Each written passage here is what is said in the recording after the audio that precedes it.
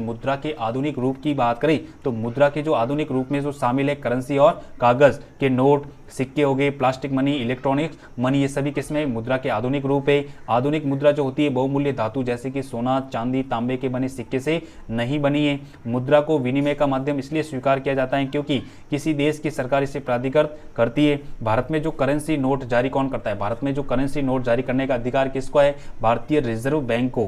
भारत में किसी व्यक्ति या संस्था को मुद्रा जारी करने की अनुमति नहीं है। भारतीय रिजर्व बैंक नोट निगमन को कौन सी प्रणाली अपनाता है? तो न्यूनतम रिजर्व प्रणाली। भारत में कोई व्यक्ति कानूनी तौर पर रुपयों में अदायगी को स्वीकार करने से मना नहीं कर सकता है। ठीक है, उसके बाद में आगे बात करें तो आगे अगर बात करें तो वर्तमान में भारतीय रिजर्व बैंक द्वारा प्रचलित जो नोट है 10 रुपए का, 20 रुपए का, 50 रुपए, 100 रुपए, 200 रुपए, 500 रुपए, 2000 मूल्य वर्ग के नोट, 5 रुपए और 5 रुपए मूल्य वर्ग के नोटों का मुद्रण वर्तमान में क्या है? बंद है। इन मूल्य वर्गों के सिक्के जारी किए जाते हैं। समकालीन करेंसी नोट पर कितनी भाषाओं में नोट मूल्य लिखा होता है? तो 15 भाषाओं में। अपरिवर्तनशील पत्रा मुद्रा का उदाहरण 1 रुपए का नोट। 1 रुपए का नोट समय समय पर जारी किया जाता है। तो भारत सरकार के द्वारा असीमित विद्युत मुद्रा की बात करें तो 1 रुपए से ऊपर की सभी जो मुद्राएं जो आरबीआई द्वारा निर्गमित होती है 10 रुपए से 2000 रुपए तक। महात्मा गांधी श्रृंखला के कागजी नोट कब चलने प्रारंभ हुए? तो 1996 में। भारतीय राष्ट्रीय भुगतान निगम द्वारा रुपए कार्ड कब प्रारंभ किया गया? 8 मई 2014 को। बैंकों में जमा धन क्या कहलाता है? तो मांग जमा।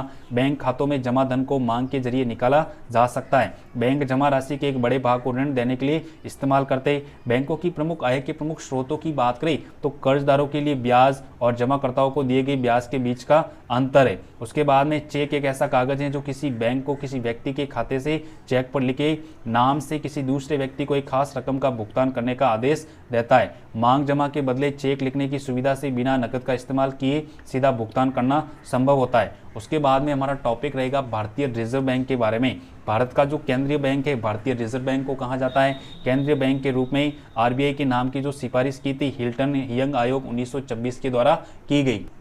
आरबीआई की स्थापना की बात करें तो किस अधिनियम के तहत हुई? आरबीआई अधिनियम 1934 के तहत इसकी स्थापना हुई। आरबीआई की स्थापना की बात करें 1 अप्रैल 1935 को हुई। आरबीआई का राष्ट्रीयकरण की बात करें 1 जनवरी 1949 को किया गया। आरबीआई की स्थापना कितने रुपए की अधिकृत पूंजी के साथ हुई थी? तो 5 करोड़ रुपए के साथ। आरबीआई की जो प्रथम गवर्नर जनरल की बात करें तो सर ऑस्बॉर्न स्मिथ था 1935 से 37 के बीच में। आजादी के समय आरबीआई के जो गवर्नर थे सर सीडी देशमुख थे। वर्तमान में जो आरबीआई के जो गवर्नर है शक्तिकांत दास जो कि 2024 तक है। आरबीआई का जो वित्तीय वर्ष की बात करें 1 जुलाई से 30 जून के मध्य। आरबीआई का जो प्रधान या केंद्रीय कार्यालय की बात करें तो मुंबई में। आरबीआई के स्थानीय प्रधान कार्यालय की बात करें तो दिल्ली, मुंबई, चेन्नई और कलकत्ता में। आरबीआई के केंद्रीय कार्यालय में गवर्नर व डिप्टी गवर्नर की नियुक्ति जो है केंद्र सरकार द्वारा कितने वर्ष के लिए की जाती है? तो 5 वर्षों के लिए इनकी नियुक्ति की जाती है। दिल्ली, मुंबई, चेन्नई, कलकत्ता में स्थापित स्थानीय बोर्ड का कार्यकाल कितना होता है? तो 4 वर्ष इसका कार्यकाल होता है। और भारत में नोट छापने की प्रेस सबसे पहले नासिक महाराष्ट्र, दूसरी हैदराबाद, तीसरा देवास मध्य प्रदेश, चौथा है शाहबनी पश्चिम बंगाल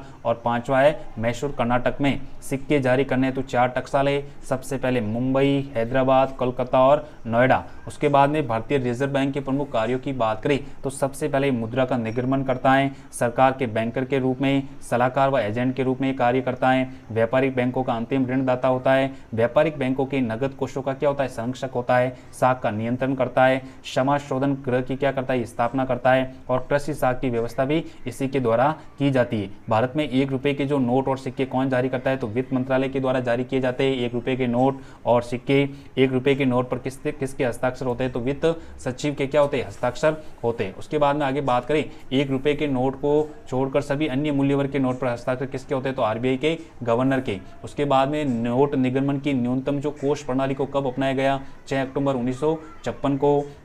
पहले आनुपातिक प्रतिनिधित्व प्रणाली थी। नोट निगमन की जो न्यूनतम कोष प्रणाली के अंतर्गत न्यूनतम कितना कोष रखना जरूरी है? 200 करोड़ 115 प्लस 85 रुपए के मूल्य के स्वर्ण व विदेशी ऋण पत्र। सरकारी बैंकर के रूप में केंद्रीय बैंक सरकार को वही सेवा प्रदान करता है जो जनता को साधारण बैंकों से प्राप्त होती है। देश में साख नियंत्रण के राजकोषीय उपाय किसके द्वारा किए जाते हैं? सरकार के द्वारा। और देश में साख नियंत्रण के जो मौद्रिक उपाय किए जाते हैं किसके द्वारा? भारतीय रिजर्व बैंक के द्वारा। साख नियंत्रण से क्या तात्पर्य है? साख मुद्रा की मात्रा में देश की मौद्रिक आवश्यकता के अनुसार कमी या वृद्धि करती है। रिजर्व बैंक देश में मुद्रा व साख की मांग व पूर्ति के मध्य संतुलन स्थापित करता है। कृषि साख की व्यवस्था करने के लिए आरबीआई ने नाबार्ड की क्या की थी? स्थापना की।